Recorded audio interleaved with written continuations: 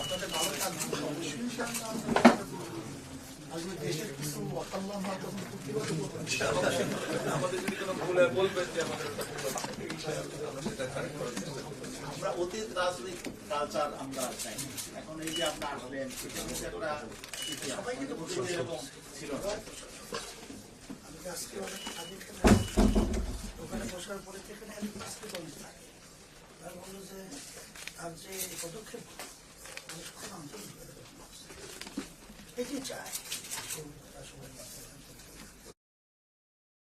দেশটা গড়ার ব্যাপারে সবাই যে আন্তরিক হয়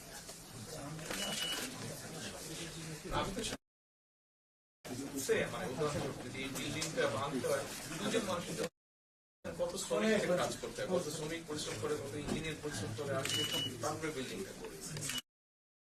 সবাইকে নিয়েই বলতে হবে। আর আমরা যদি গণতন্ত্র থেকে গণতন্ত্রের ভিন্ন মত থাকতেই কিন্তু তার অর্থই নেই যে আমরা দেশের জন্য কাজ করবো। মতামত থাকবে, আলোচনা করবো।